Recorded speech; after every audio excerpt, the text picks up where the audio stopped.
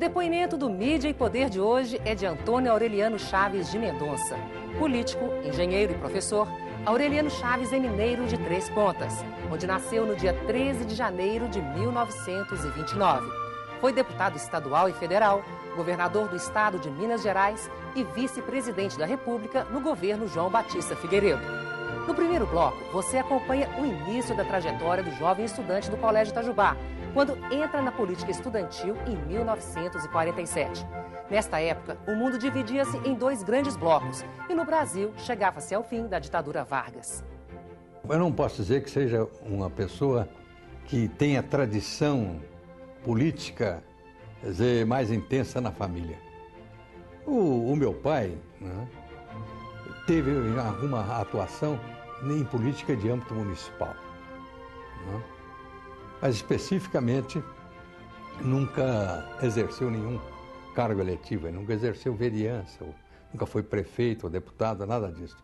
Ele era homem de formação superior, no que diz respeito à sua profissão, ele era um dentista e se dedicou em grande parte ao magistério. Ele sempre foi professor a nível secundário, professor de História, professor de Geografia, foi principalmente professor de português e de latim. Eu, portanto, não tinha uma vinculação muito estreita com a atividade política. Ocorre que quando eu fui fazer o curso científico em Itajubá, né, por esta ou por aquela razão, eu era um homem, um estudante muito entrosado com os colegas. Né? Eu praticava esporte, praticava intensamente esporte, e tudo isso fez com que eu me vinculasse muito com os meus colegas, que acabaram se lembrando de mim para me elegerem presidente do Grêmio, né, estudantil do Colégio Itajubá. Isto foi mais ou menos em 1947, 48. Eu fui eleito presidente do Grêmio Estudantil Teodomiro Santiago do Colégio Itajubá. Foi a primeira, vamos dizer assim, atividade pública que eu exerci. Posteriormente, já como universitário, porque eu já tinha ingressado na Escola Federal de Engenharia lá de Itajubá, eu acabei numa disputa acirrada entre mim e um rapaz que estava 2 anos na minha frente. Eu estava no 2º ano, ele estava no 4º ano, né? Ou eu estava terminando o 1º ano, ele estava indo para o 4º ano. Nílio Peçanha Siqueira, um rapaz extremamente inteligente, né, que tinha uma certa formação política de família. Ele era fluminense, de Campos, né? Mas que ele tinha alguma atividade política. E tinha uma presença bastante expressiva entre os estudantes. E pelo fato de eu ter sido presidente do Grêmio Estudantil e por ter um relacionamento muito grande com os colegas, em decorrência da minha atividade esportiva, né? Eu nadava, era um bom nadador, competia bem nessa área, competia também em arremesso de peso e outras coisas mais. Eu pratiquei muito esporte quando era moço. Eles acabaram me fazendo candidato para se opor ao Nílio Peçanha. Eu achava que ia ser derrotado, porque o Nílio Peçanha tinha mais experiência do que eu, tinha mais presença no meio universitário. Mas fizemos uma campanha muito movimentada e muito acirrada, e eu acabei ganhando a eleição para presidente do diretório acadêmico com 25 votos de diferença no universo de 300 votos. Me dediquei intensamente, né, participando de todos os congressos estudantis, no âmbito estadual e no âmbito federal. Eu participei de 2 congressos muito intensos da União Nacional dos Estudantes. O primeiro congresso foi um congresso extremamente agitado, porque foi o 14º Congresso da UNE, em que os universitários brasileiros se propuseram a fazer o desligamento da UNE da União Internacional dos Estudantes, sob a alegação de que a União Internacional dos Estudantes era um instrumento avançado de ação do Partido Comunista, principalmente do Partido Comunista Italiano, PCI, que era naquela época, através dos partidos comunistas europeus, o mais influente. Ora, era secretário-geral da União Internacional dos Estudantes o Giovanni Berlinguer. O Giovanni Berlinguer era parente do secretário-geral do PCI italiano, Enrico Berlinguer. Então tivemos uma reunião da União Nacional dos Estudantes na Praia Vermelha, naquela época era na Praia Vermelha, era no prédio do antigo consulado alemão, lá da Praia Vermelha, uma sessão, ou várias sessões, extremamente agitadas. Porque o Carlos Lacerda, que ainda não tinha desempenhado nenhuma função pública, era pura e simplesmente diretor-presidente da tribuna de imprensa, desenvolveu uma campanha pela imprensa muito dura, apoiando a ideia de uma parcela dos estudantes universitários brasileiros que desejava o desligamento da União Nacional dos Estudantes da União Internacional dos Estudantes. A campanha do Carlos Lacerda, que era um jornalista brilhante, nós conhecíamos, teve resultado, porque o secretário-geral da União Internacional dos Estudantes resolveu comparecer ao Congresso, o Giovanni Berlinguer. E ele, ao tomar conhecimento das acusações que o jornalista Carlos Lacerda vinha fazendo à atuação da União Internacional dos Estudantes, que tinha, na opinião do Carlos Lacerda, se transformado numa espécie de ponta de lança da ação do comunismo internacional, convidou o Carlos Lacerda para um debate lá na reunião da União Nacional dos Estudantes. E o Carlos Lacerda compareceu.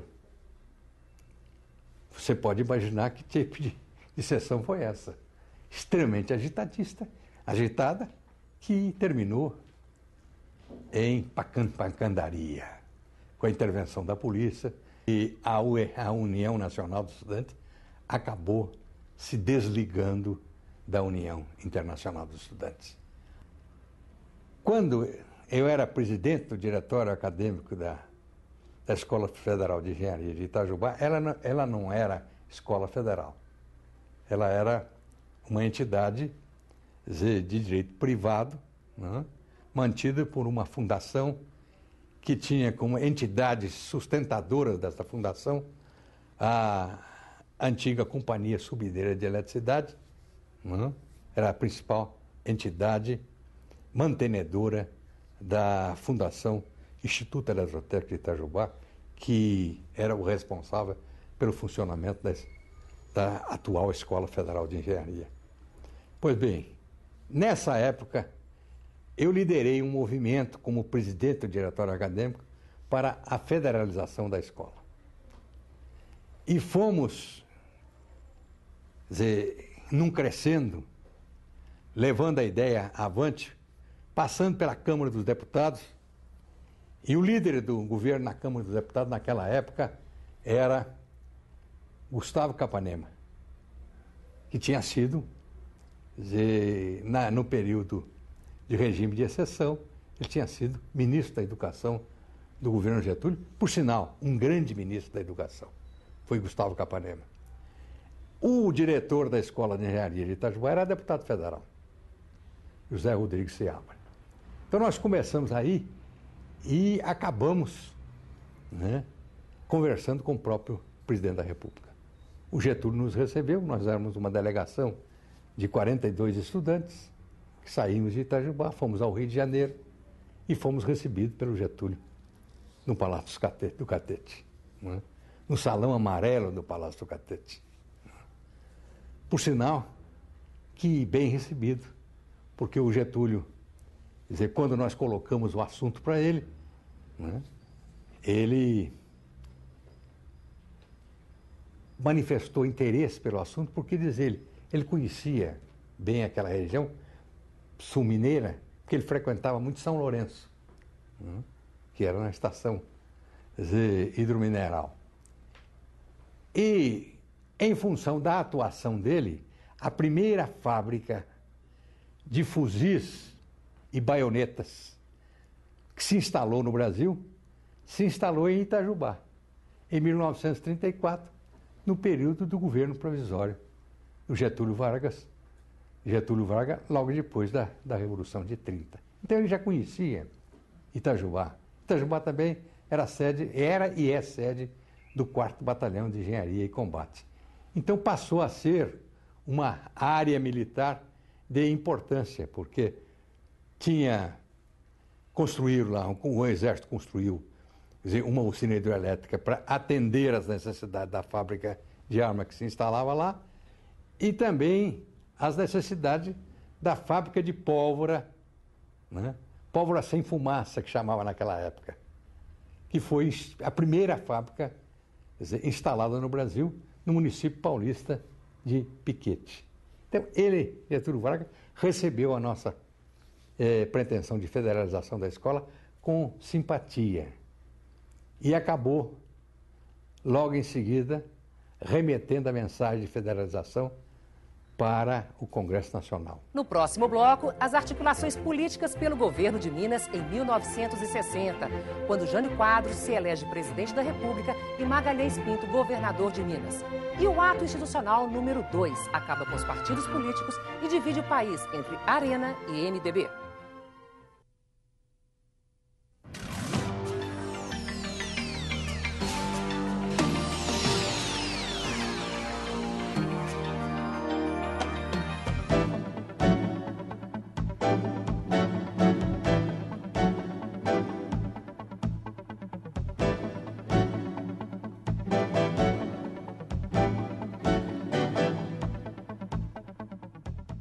Nesse bloco, você fica sabendo como Aureliano Chaves participou das articulações políticas que culminaram na eleição de Magalhães Pinto ao governo de Minas no ano de 1960. Do ponto de vista da visão política, né, vale dizer assim, das forças políticas que compunham os governos, no governo Magalhães ocorreu um fato extremamente interessante. Em primeiro lugar, Magalhães sucedeu a Bias Fortes, lutando contra a candidatura Tancredo Neves. A coligação de partidos que apoiava a candidatura Tancredo Neves tinha 64 deputados. E quem apoiava a candidatura Magalhães Pinto eram nós da UDN e partidos pequenos como o PDC, né, que tinha um deputado. Eram as forças políticas que compunham o apoio a Magalhães Pinto. Como o governador Magalhães Pinto não tinha a simpatia da cúpula maior da UDN, nós que éramos uns fedelhos, porque eu quando vim para cá eu tinha 28 anos, então éramos uns novatos em política.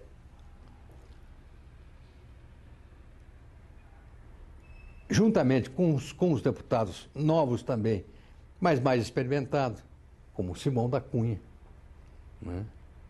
Foi um combatente de primeira linha da nossa UDN, Manuel Taveira, Dinar Mendes, Euro Arantes, né? E assim Nelson Cunha, um deputado estadual aqui de Oliveira, e assim por diante. Nós éramos o quê? João Batista Miranda, Walton Goulart, nós éramos 11 deputados. Resolvemos dar o que tínhamos a favor da candidatura Magalhães Pinto. Mas como Magalhães não tinha, inicialmente, o apoio da chamada cúpula da UDN, né, nós fomos levados a lançar a candidatura Magalhães Pinto pelo PL. O PL era um partido de idealistas, como sempre foi. Aqui em Minas Gerais, ele era presidido por Eduardo Rios Neto. Eduardo Rios Neto teve uma atuação na política estudantil de Minas bastante expressiva. Tanto que ele foi o autor de uma emenda que acabou instaurando, pela primeira vez, o parlamentarismo como sendo a forma de governo da União Estadual dos Estudantes. Lançamos a candidatura Magalhães Pinto pelo PL. Posteriormente, foi evoluindo e a UDN acabou, quer dizer, através da sua liderança maior, abraçando a candidatura Magalhães Pinto. Mas era uma candidatura fadada inexoravelmente ao fracasso. Porque como quer dizer, do universo de prefeituras que tinha o Estado, naquela época, se não me falha a memória, o número de prefeituras que tinha o Estado era próximo de 600, não atingia 600 prefeituras. Pois bem, a UDN não tinha 100 prefeituras. Quer dizer, praticamente 500 prefeituras estavam na mão do antigo PSD. O antigo PSD tinha uma coligação partidária forte com o PTB, com o PR e com os partidos menores, totalizando cerca de 64 deputados apoiando a candidatura Tancredo Neves. Então, a candidatura Magalhães Pinto era uma candidatura fadada inexoravelmente ao fracasso. Ocorre que a candidatura Magalhães Pinto surgiu simultaneamente com a candidatura Jânio Quadros. E a candidatura Jânio Quadros se apresentou como uma espécie de furacão. Qual era a propaganda de Magalhães Pinto? Vote nos três: Jânio, Milton e Magalhães. Milton era o candidato a vice-presidente da República na chapa de Jânio Quadros.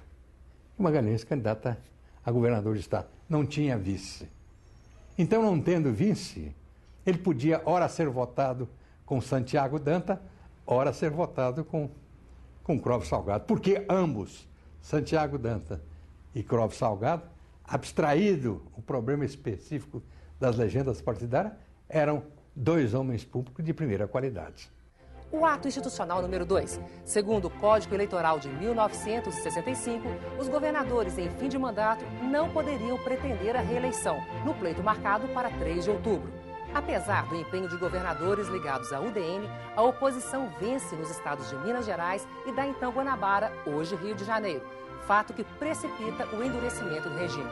No dia 27 de outubro de 1965, o então presidente da República, Castelo Branco, edita o ato institucional número 2, que estabelece, dentre outras medidas, a eleição indireta para a presidência da República e a dissolução de todos os partidos políticos então existentes. Tem início, assim, 14 anos de bipartidarismo, onde a Aliança Renovadora Nacional, ARENA, seguia a orientação governista e o Movimento Democrático Brasileiro, MDB, representava a oposição confiável. A esquerda parte para a clandestinidade. Por mais bem intencionado que tenha sido feito, né, o ato institucional número 2, que acabou com os partidos políticos, foi um erro revolucionário, um erro flagrante da Revolução. Por quê? Por quê? De acabar com partidos políticos que tinham nascido com uma certa espontaneidade, a partir de 1946. Nasceram com uma certa espontaneidade. Pois bem, porque até a Constituição de 46 nós não tínhamos partidos nacionais. Nós tínhamos partidos regionais. Você falava Partido Republicano Paulista, Partido Republicano Mineiro. Então, eram partidos regionais, não eram partidos nacionais. A partir da Constituição de 46, nasceram, então, os partidos nacionais. Nasceu a UDN, em primeiro lugar, nasceu o PSD, que, sem dúvida nenhuma, foi uma união inteligente. União inteligente. Por quê? Porque o PSD não tinha nem o brilho, nem a capacidade de luta da UDN. Mas tinha mais do que brilho e capacidade de luta. Tinha bom senso. Tinha equilíbrio. E o bom senso e o equilíbrio é fundamental, é básico. E o PTB. Então nós tínhamos 3 partidos nacionais. Tínhamos o PSD, tínhamos a UDN e tínhamos o PTB. Os demais partidos eram regionais. O PSP, Partido Socialista Paulista. Né? O Popular, Socialista Popular. Partido Socialista Popular. O Social Popular. Era do paulista Adhemar de Barros. Né? Não eram partidos nacionais. O próprio PDC, que adquiriu uma certa expressão nacional, não tinha o caráter de distribuição nacional que tinha o PSD, que tinha a UDN, que tinha o PTB. O PR, que é fundado pelo grande brasileiro que foi Arthur Bernardi. Era um grande partido, do ponto de vista de ter homens de convicção, homens de capacidade de trabalho, homens de palavra. Eles levavam muito em conta isso. Mas o PR, né, só tinha expressão de maior profundidade em Minas Gerais. Ora, então, a ideia de que havia uma excessiva proliferação de partidos, né, não era razão para acabar com as agremiações políticas que já estavam mais ou menos enraizadas na opinião pública. Se podia estabelecer condições com relação ao número de representantes em cada estado, né, ao número de representação na Câmara dos Deputados e no Senado Federal, que fosse pouco a pouco eliminando a pendurucalha dos chamados partidos que foram constituídos como, vamos dizer, prateleira de legendas. Neste período, né, em que houve o ato institucional número 2, que acabou com as legendas partidárias, a ideia dominante dos que, de uma maneira ou de outra, apoiaram o ato institucional número 2, era de que era preciso acabar com a chamada proliferação partidária. Porque a proliferação partidária era prejudicial à consolidação da vida democrática. Os que eram a favor do ato institucional número 2 alegavam que, na realidade, né, você tem 2 opções: ou apoia o governo ou é contra o governo. Essa ideia maniqueísta parece, à primeira vista, verdadeira, mas é falsa. É falsa. Porque a vida democrática se baseia fundamentalmente no pluralismo partidário. Agora, a gente não pode confundir pluralismo partidário com fragmentação partidária. O pluralismo partidário ele é natural para abrigar tendências. Ora, a fragmentação partidária é outra coisa. É trazer como bandeira o pluralismo político e como prática o negócio de legendas. Então, vamos fazer uma distinção nítida entre pluralismo político como fundamental à vida democrática e fragmentação de legendas, ou Arena para apoiar o governo, ou MDB para se opor ao governo. Ora, esse engessamento provou, com o correr do tempo, que era irreal. Tanto era irreal que ele só subsistiu com a criação da sublegenda. O que eram a sublegenda? Veículos para abrigar engessadamente tendências diferentes ficarem sob a mesma legenda. Então, tendências diferentes dentro da arena eram contempladas nas suas diferentes tendências pela criação de sublegenda, Arena 1, Arena 2, MDB 1, MDB 2, 3, não sei quanto, né? Que fez com que o processo político fosse, pouco a pouco, se deteriorando, para acabar no que, afinal de contas, acabou, né?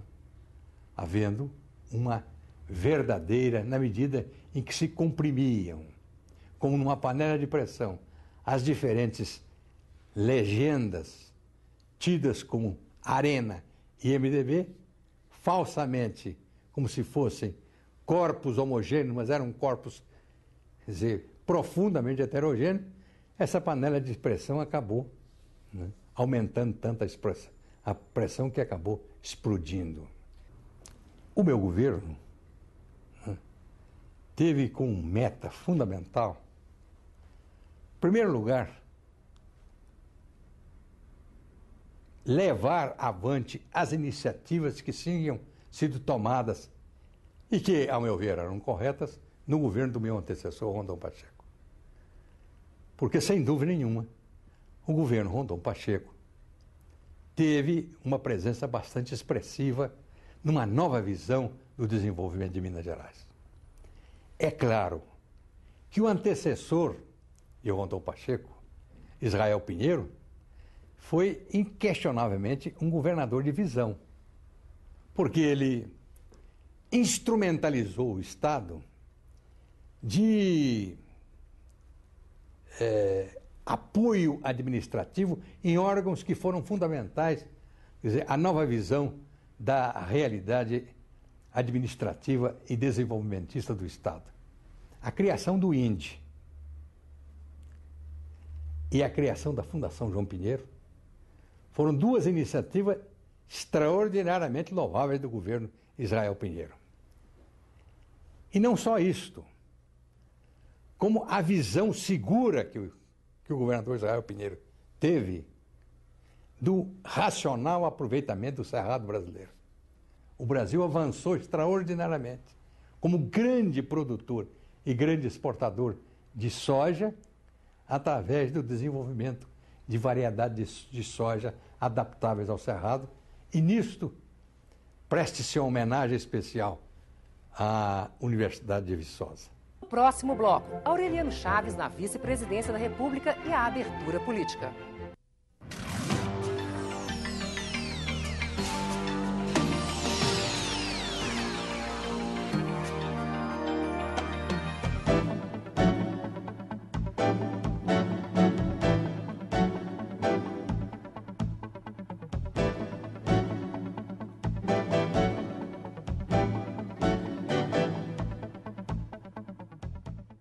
Em 1979, Aureliano Chaves toma posse no cargo de vice-presidente da República do general João Batista de Oliveira Figueiredo, que segue orientação do governo anterior de uma distensão lenta, gradual e segura, e de fazer deste país uma democracia.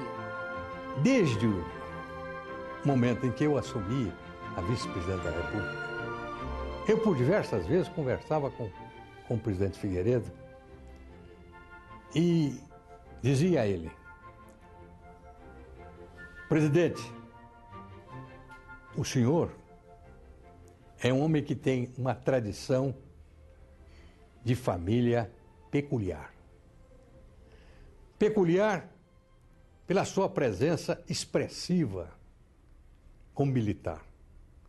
O senhor, afinal de contas, foi um homem que fez a sua carreira militar de maneira brilhante. Mas o senhor tem um atavismo político importante que herdou do seu pai, que foi um militar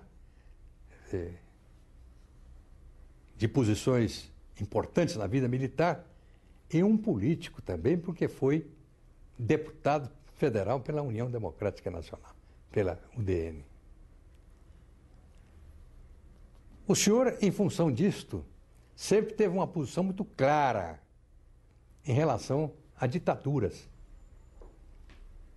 O senhor teve uma posição clara contra a ditadura do Getúlio Vargas, que foi combatida pelo seu pai.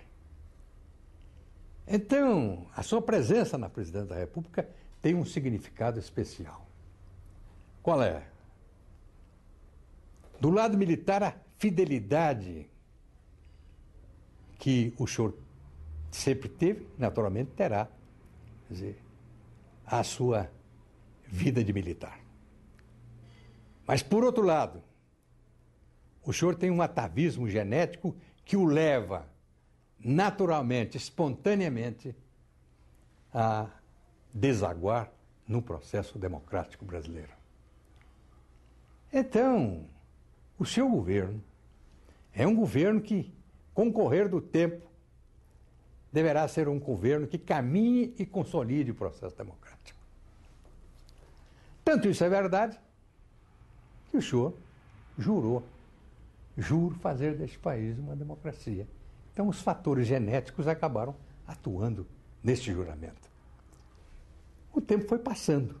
Eu sempre tive com o presidente Figueiredo uma posição não de intimidade, nunca fui íntimo dele, mas sempre de mútuo respeito, que prevaleceu até o momento em que eu, por circunstâncias especiais, caso de saúde, fui chamado a substituí-lo. Chamado a substituí-lo, eu por diversas vezes disse a ele: Figueiredo, na cadeira larga de presidente da República senta você. E só você, com a minha solidariedade. Agora, na cadeira estreita de vice-presidente da República, sento eu. E somente eu. Por diversas vezes, tive a oportunidade de dizer isso a ele. Pois bem, quando fui chamado a substituí-lo na presidência da República, quando ele foi, naturalmente, submeter sua intervenção cirúrgica nos Estados Unidos, em Cleveland, eu assumi a presidência da República em condições singularíssimas. Em primeiro lugar, o Brasil tinha sido assolado por uma enchente violenta no sul do país, atingindo duramente, em primeiro lugar, o estado de Santa Catarina, depois o estado do Rio Grande do Sul, depois o estado do Paraná. Uma seca que até então o Brasil não tinha convivido com ela. Seca violentíssima. O problema do processo contra aqueles padres franceses que atuavam na região amazônica, basicamente no sul do Pará, que tinham sido acusados de serem, na realidade, agitadores contumazes. E a ameaça de greve geral no Brasil, comandadas pela CUT e pela CGT. Eu nunca fui homem de ficar de braço cruzado diante de problemas. Muito menos numa situação como aquela que eu tinha que agir. E foi o que eu fiz, agir. Tomei posição. Com todo o respeito e com todo o apreço que eu sempre tive pelo presidente Figueiredo e tenho pela memória dele. Porque as minhas divergências com ele não vão a ponto de perturbar o juízo que eu faço positivo da vida dele. Mas os chamados Espírito Santo de orelha, que atuam com uma desenvoltura em comum na atividade política, os chamados áulicos de gabinete, enfiaram na cabeça dele, Figueiredo, que eu estava fazendo tudo aquilo para fazer uma promoção pessoal minha. E daí para em diante, o nosso relacionamento azedou. E com todas as consequências negativas que desavenças entre presidente e vice-presidente, quer dizer, proporcionam para o bom andamento de um governo. Ora, o meu nome foi apontado por alguns companheiros como candidato a presidente da República, juntamente com Mário Andreasa e com o Paulo Maluf. Eu, na minha vida privada, posso tomar a atitude que considero a melhor atitude para mim. Na vida pública, eu não posso tomar a atitude que eu considero melhor para mim. eu tenho que considerar aquela que é melhor para o povo que eu, naquele momento, represento. Então, quando o meu nome foi lembrado para a presidência da República, né, eu mantive numa posição discreta, porque eu era vice-presidente da República. Mas, evidentemente, aqueci na lembrança que faziam de mim para o exercício da presidência da República. Mas nós tínhamos que passar por etapas. A primeira etapa era a convenção do partido para a escolha do candidato do partido a presidente da República. Outra facção do PDS apoiava o Maluf e outra facção do PDS apoiava o Mário Andreasa. Bom, mas nós tínhamos que passar por quem? Tínhamos que passar pela convenção do partido, natural. Ocorre que o processo de escolha dos delegados da convenção do partido tinha sido uma convenção, fazia com que a convenção fosse uma convenção caduca. Por quê? Porque os delegados de partido já tinham sido escolhidos há muitos e muitos anos, sem se cogitar de nenhuma substituição. Então, esses delegados de partido já não tinham mais a representatividade da escolha específica para votar numa convenção para determinar quem era o candidato do partido a presidente da República. Antes de submeter os candidatos à convenção, submeter-se-ia primeiramente os candidatos à visão, das figuras representativas do partido no município. Quais eram as figuras representativas do município? Os membros do partido e os vereadores do partido. Os membros representativos do partido nos estados. Quem eram os membros representativos dos partidos nos estados? Os deputados estaduais, né? E os membros do diretório estadual. No município, os vereadores e os membros do diretório do municipal. E na área federal, deputados do partido e senadores do partido. Isso evoluiu de uma maneira rápida no Diretório Nacional do Partido, que naquela época era presidido pelo José Sarney, tendo como um dos vices o Jorge Bonhoeffer. Pois bem, isso passou a ser objeto de conversas entre a direção do partido e a presidência da República. Num lance brusco, o presidente da República resolveu mudar de posição e negar apoio à presidência do partido, que era o Sérgio Sarney, para fazer a consulta prévia. Bom, o que ocorreu? O presidente do partido, né, posicionou-se firmemente contra a reversão de posição do presidente da República a ponto de renunciar à presidência do partido. E qual foi a minha posição? Fiquei solidário com o presidente do partido, porque aquela era também a minha posição. No momento em que o presidente do partido explicitou a sua posição, houve um rompimento entre o presidente do partido e o presidente da República, e em decorrência disto, a minha posição foi de solidariedade, não ao presidente da República, mas ao presidente do partido. E daí à frente, quer dizer, a posição nossa, junto ao presidente da República, ficou uma posição truncada, rompida.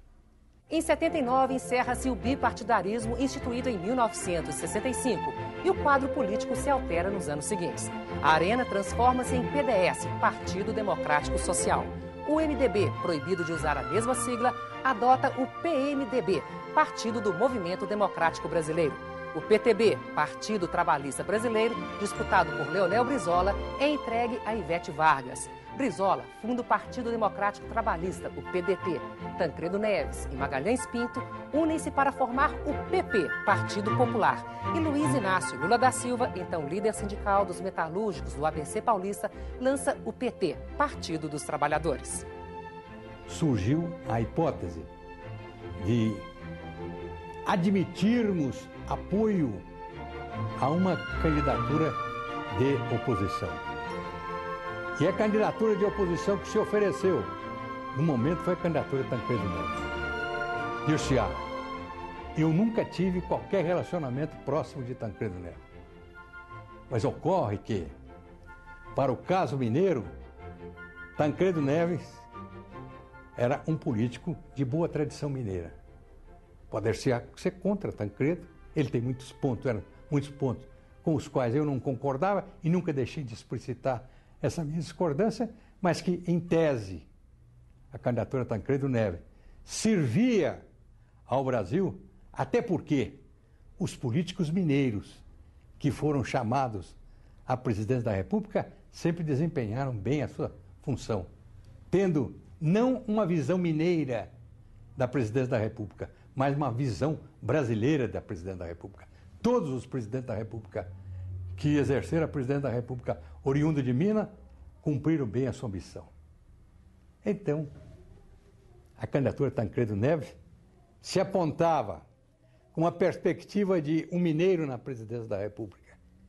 Então, cabia a nós mineiros, como cabia a mim, esquecer as divergências do passado para construir as convergências do futuro e apoiar a candidatura Tancredo Neves.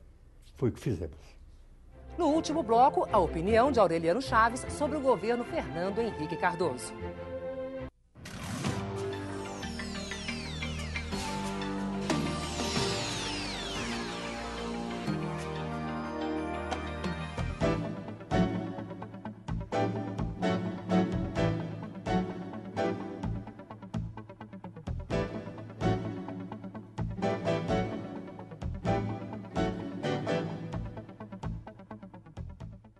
Eu tenho me manifestado por diversas vezes contra, por exemplo, o processo de privatização até agora utilizado.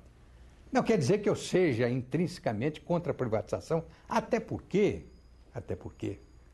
todas as constituições brasileiras consagraram o princípio da prevalência da iniciativa privada sobre a iniciativa pública.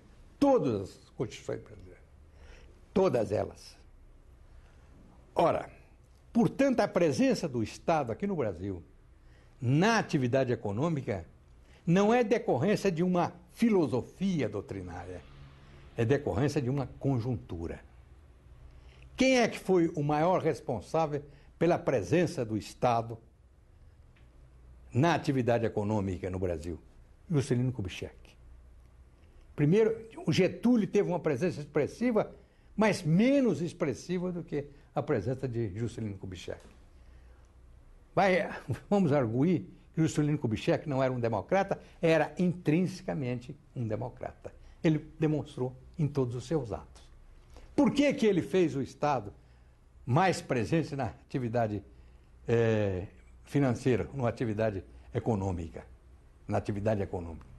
Porque ele precisava mudar a fisionomia brasileira. E para mudar a fisionomia brasileira, ele tinha que estabelecer diretrizes e ações claras em vários setores, particularmente no setor energético, porque o Brasil era um país carente de energia sob a forma de energia elétrica. Ele, quando assumiu o governo, o Brasil tinha 4 milhões de quilowatts instalados. Não é nada. Hoje nós temos 63 milhões de quilowatts instalados. Ainda é pouco. Segundo lugar, ele tinha que ter uma visão segura das comunicações no Brasil, do transporte no Brasil. Ora, então, ele teve o bom senso de dizer: o Estado brasileiro, para promover o desenvolvimento do Brasil, não pode ser um Estado absenteísta. Não deve ser um Estado intervencionista, mas deve ser um Estado presente. Não absenteísta, mas presente na atividade econômica, para ordenar essa atividade econômica de maneira mais segura no nosso processo de desenvolvimento. Se não fora isto, o Brasil estava estacionado no setor de energia elétrica, estava estacionado no setor de telefonia, estava estacionado no setor de transporte, porque quando ele assumiu o governo, o Brasil tinha menos estrada pavimentada que Costa Rica. Não se verificou um ordenamento necessário para que esse processo de privatização se fizesse tendo por objetivo central, quer dizer, a melhoria do sistema no Brasil, a melhoria do sistema elétrico, a melhoria do sistema de telefonia. Né? Tanto que até hoje nós estamos... Quais são os novos investimentos feitos pela iniciativa privada no setor de energia elétrica? Vocês têm exemplo? Vocês sabem qual é o setor de energia elétrica nacional ou estrangeiro de âmbito privado, comandado por iniciativa privada, que está construindo grandes centrais elétricas no Brasil? Não, tá, é tudo na base de projeto.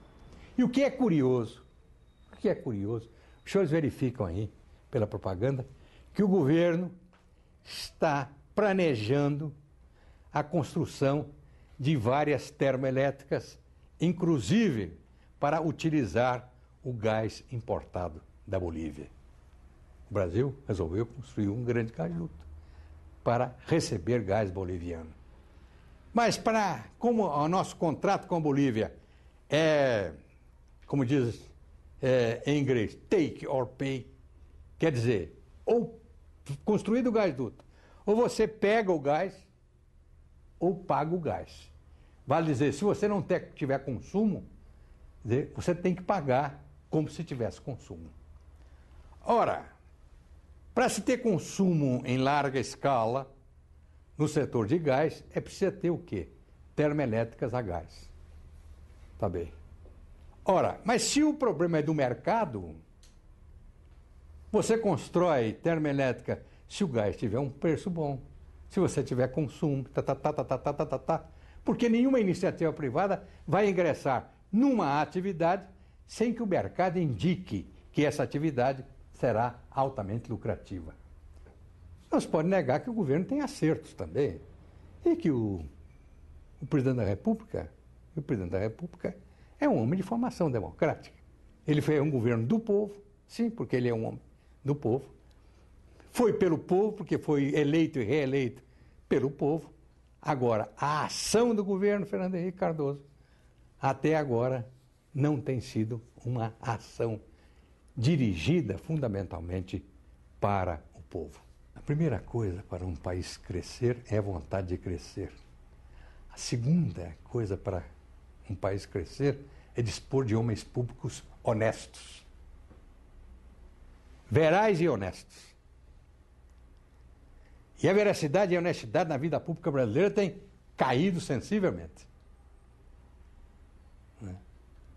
Isto, quando desce num plano inclinado, que ao invés de diminuir o ângulo de inclinação, aumenta o ângulo de inclinação, isso é perigoso.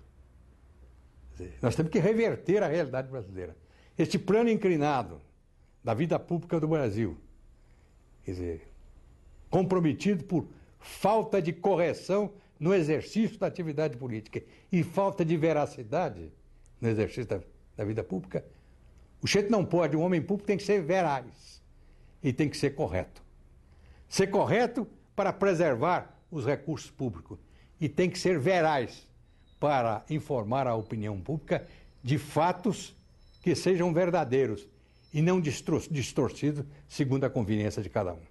Se você eleger um malandro presidente da República ou governador de Estado, quer dizer, não quer dizer que ele vai fazer um governo democrático. Um governo eleito pelo povo pode fazer um governo antipovo. E um governo não eleito pelo povo pode fazer um governo para o povo.